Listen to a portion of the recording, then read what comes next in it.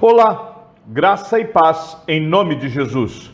Hoje é o 80º dia de leitura da Bíblia na ordem cronológica dos acontecimentos.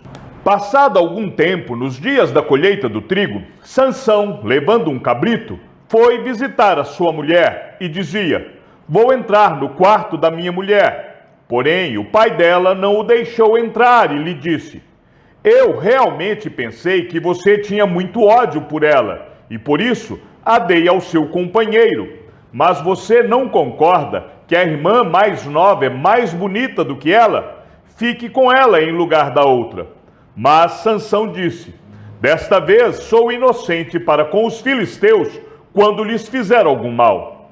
Então saiu, apanhou 300 raposas e pegou um bom número de tochas, amarrou as raposas duas a duas pela cauda e prendeu uma tocha em cada par. Pôs fogo nas tochas e largou as raposas nas plantações dos filisteus. Assim, incendiou tantos os feixes como o cereal que ainda estava por ser colhido, além das vinhas e dos olivais. Os filisteus perguntaram: "Quem fez isso?" Responderam: "Sansão, o genro do Timnita, porque o sogro lhe tirou a mulher e a deu ao amigo dele." Então os filisteus foram e queimaram a mulher e o pai dela. E Sansão disse a eles: "Se é assim que vocês fazem, não desistirei enquanto não me vingar." E ele os atacou com fúria, matando muitos deles. Depois desceu e habitou numa caverna na rocha de Etã. Então os filisteus subiram e acamparam em Judá, espalhando-se por Leí. Os homens de Judá perguntaram aos filisteus: "Por que vocês estão nos atacando?" Responderam: "Viemos prender Sansão para fazer com ele o mesmo que ele fez conosco." Então 3.000 homens de Judá foram até a caverna da rocha de Etã e disseram a Sansão: "Você não sabia que os filisteus dominam sobre nós? Por que então você nos fez isto?" Ele lhes respondeu: "Assim como fizeram comigo, eu fiz com eles."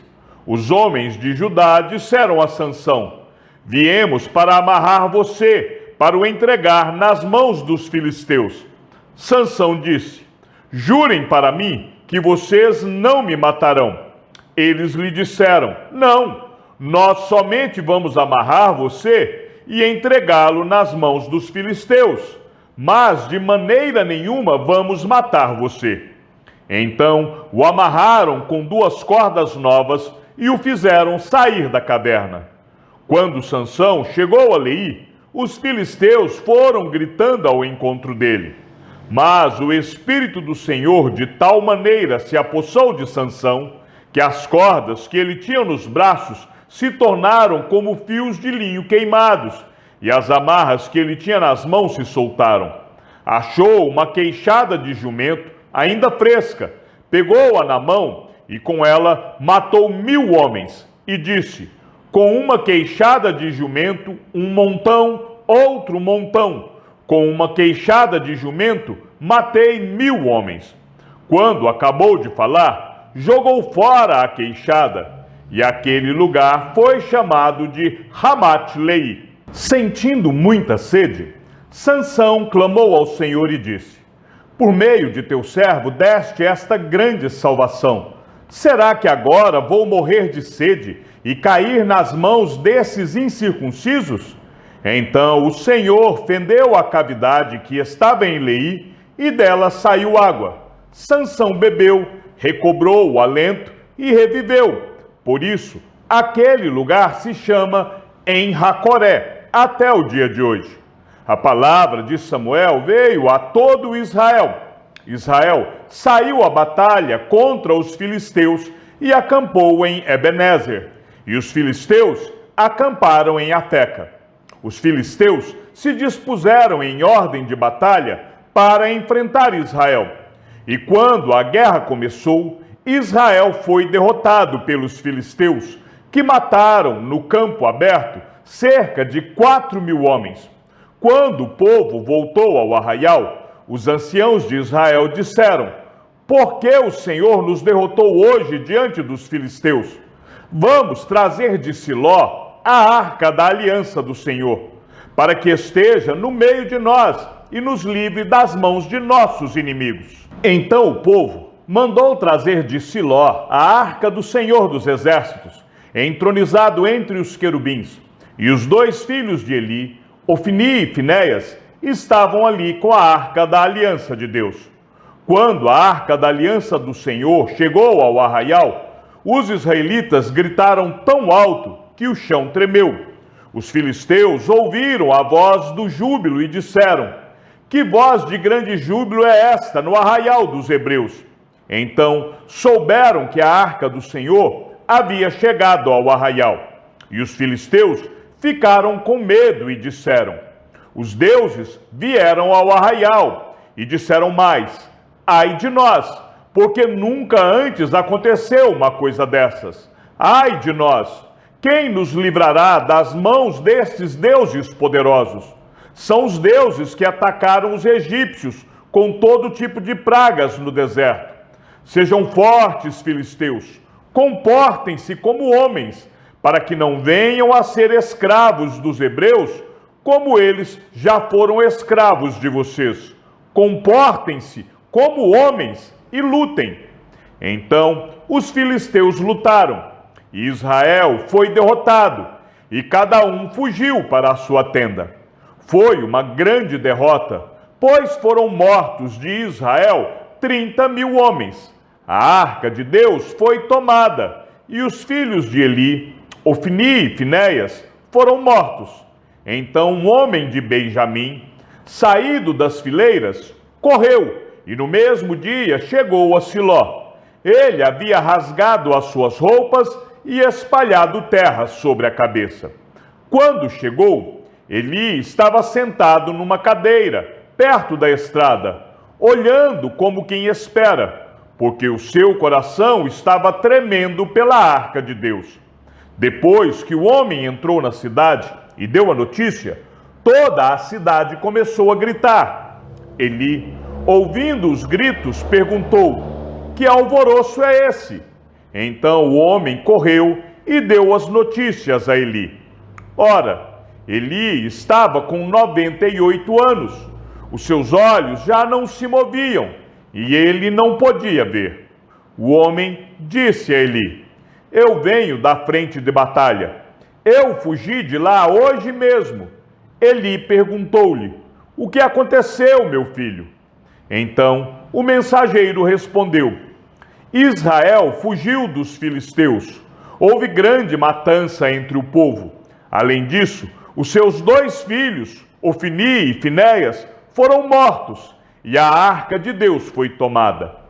Quando ele fez menção da arca de Deus, Eli caiu da cadeira para trás, junto ao portão da cidade. Quebrou o pescoço e morreu. Ele era um homem velho e pesado, e havia julgado Israel durante 40 anos. A nora de Eli, a mulher de Finéias, estava grávida e próxima do parto. Quando ela ouviu estas notícias, de que a arca de Deus havia sido tomada e de que seu sogro e seu marido tinham morrido, encurvou-se, deu à luz, porque as dores lhe sobrevieram. Quando ela estava morrendo, as mulheres que a ajudavam disseram: não tema, porque você teve um filho. Ela, porém, não respondeu, nem fez caso disso, mas deu ao menino o nome de Icabô, dizendo: foi-se a glória de Israel. Ela disse isto porque a arca de Deus havia sido tomada e por causa de seu sogro e de seu marido. E falou mais: foi-se a glória de Israel, pois a arca de Deus foi tomada. Os filisteus tomaram a arca de Deus e a levaram de Ebenezer a Asdod. Os filisteus tomaram a arca de Deus e a colocaram no templo de Dagom, ao lado da imagem de Dagom. Quando os moradores de Asdod se levantaram de madrugada, no dia seguinte, eis que Dagom estava caído com o rosto em terra, diante da arca do Senhor. Eles pegaram a imagem de Dagom e a puseram de volta ao seu lugar. Levantando-se de madrugada no dia seguinte, pela manhã, eis que Dagom estava caído, de bruços, diante da arca do Senhor. A cabeça de Dagom e as duas mãos estavam cortadas e se encontravam na soleira da porta. Apenas o tronco dele estava inteiro. Por isso, os sacerdotes de Dagom e todos os que entram no seu templo em Asdod não pisam na soleira da porta até o dia de hoje. Porém, a mão do Senhor castigou duramente os moradores de Asdod, e os assolou, e os feriu com tumores, tanto em Asdod como nos seus arredores. Quando os homens de Asdod viram o que estava acontecendo, disseram: a arca do Deus de Israel não deve ficar entre nós, pois a sua mão é dura sobre nós e sobre Dagom, nosso Deus. Então enviaram mensageiros e reuniram todos os governantes dos filisteus e perguntaram: que faremos com a arca do Deus de Israel? Eles responderam: que a arca do Deus de Israel seja levada até Gate, e depois de cidade em cidade, e a levaram até Gate. Depois que a levaram, a mão do Senhor foi contra aquela cidade, causando grande terror, pois feriu os homens daquela cidade, desde o pequeno até o grande, e lhes nasceram tumores. Então enviaram a arca de Deus a Ecrom, mas quando a arca chegou lá, os ecronitas exclamaram: trouxeram a arca do Deus de Israel até aqui para matar a nós e o nosso povo. Então enviaram mensageiros e reuniram todos os governantes dos filisteus e disseram: devolvam a arca do Deus de Israel, que ela volte ao seu lugar, para que não mate nem a nós, nem ao nosso povo, porque havia terror de morte em toda a cidade, e a mão de Deus castigou duramente ali. Os homens que não morriam eram atingidos com os tumores, e o clamor da cidade subiu até o céu. A arca do Senhor esteve 7 meses na terra dos filisteus. Estes chamaram os sacerdotes e os adivinhos e perguntaram: que faremos com a arca do Senhor? Digam-nos como a devolveremos para o seu lugar. Eles responderam: se devolverem a arca do Deus de Israel, não a mandem vazia, mas enviem também a ele uma oferta pela culpa. Então vocês serão curados e saberão por que a mão dele continua pesando sobre vocês. Então os filisteus perguntaram: que oferta pela culpa devemos mandar? Os sacerdotes e adivinhos responderam: mandem 5 tumores de ouro e 5 ratos de ouro, segundo o número dos governantes dos filisteus, porque a praga é uma e a mesma sobre todos vocês e sobre todos os seus governantes. Façam imitações dos tumores e dos ratos que andam destruindo a terra, e deem glória ao Deus de Israel. Assim ele talvez alivie a sua mão de cima de vocês e do Deus e da terra de vocês, porque vocês endureceriam o coração como os egípcios e Faraó fizeram. Não é verdade que, depois que Deus os maltratou, eles deixaram os israelitas sair e eles foram embora? Agora, pois, façam um carro novo, arranjem 2 vacas com crias, sobre as quais nunca foi colocado jugo, e amarrem as 2 ao carro. Quanto aos bezerros, levem-nos para casa. Então, peguem a arca do Senhor e a ponham sobre o carro, e num cofre, ao lado dela, ponham as figuras de ouro que vocês vão lhe enviar como oferta pela culpa. Depois, deixem o carro ir. Fiquem observando. Se ele subir pelo caminho de Bet-Semes, que leva ao seu território, então foi o Deus de Israel que nos fez este grande mal.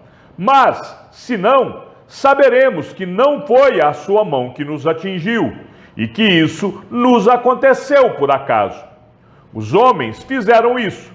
Pegaram 2 vacas com crias e as amarraram ao carro, e encerraram os seus bezerros em casa. Puseram a arca do Senhor sobre o carro, junto com o cofre que continha os ratos de ouro e as imitações dos tumores. As vacas se encaminharam diretamente para Bet-Semes, e andando e berrando, seguiam sempre por esse mesmo caminho, sem se desviarem nem para a direita, nem para a esquerda. Os governantes dos filisteus foram atrás delas, até a fronteira com Bet-Semes. O povo de Bet-Semes andava fazendo a colheita do trigo no vale. Quando levantaram os olhos, viram a arca e ficaram muito contentes. O carro veio até o campo de Josué, o Bet-Semita, e parou ali, onde havia uma grande pedra. Eles cortaram a madeira do carro em pedaços e ofereceram as vacas ao Senhor em holocausto. Os levitas desceram a arca do Senhor e também o cofre que estava junto a ela, em que estavam os objetos de ouro, e os puseram sobre a grande pedra. No mesmo dia, os homens de Bet-Semes ofereceram holocaustos e sacrifícios ao Senhor. Os 5 governantes dos filisteus viram aquilo e voltaram para Ecrom no mesmo dia. Estes são os tumores de ouro que os filisteus enviaram ao Senhor como oferta pela culpa. Um por Asdod, outro por Gaza, outro por Asquelon, outro por Gate e outro por Ecrom. Enviaram também os ratos de ouro, segundo o número de todas as cidades dos filisteus pertencentes aos 5 governantes, desde as cidades fortificadas até as aldeias campestres. A grande pedra, sobre a qual puseram a arca do Senhor, está até o dia de hoje no campo de Josué, o Bet-Semita. O Senhor feriu os homens de Bet-Semes, porque olharam para dentro da arca do Senhor, matando 70 deles. Então o povo chorou, porque o Senhor tinha feito tão grande matança entre eles. Os homens de Bet-Semes disseram: quem poderia estar diante do Senhor, este Deus santo? E para onde subirá, para que fique longe de nós? Então enviaram mensageiros aos moradores de Quiriate-Jearim, dizendo: os filisteus devolveram a arca do Senhor. Venham até aqui e levem a arca com vocês. Então os homens de Quiriate-Jearim vieram e levaram a arca do Senhor à casa de Abinadab, que ficava na colina, e consagraram Eleazar, filho de Abinadab, para que guardasse a arca do Senhor. Chegamos ao fim da leitura de nosso 80º dia. Que o Senhor seja com o teu espírito e que a graça seja com todos os que amam sinceramente a nosso Senhor Jesus Cristo. E ao Deus único e sábio seja dada toda a glória e que a sua vida seja sempre para mais em Cristo Jesus. Um forte abraço e até amanhã, se assim o Senhor nos permitir.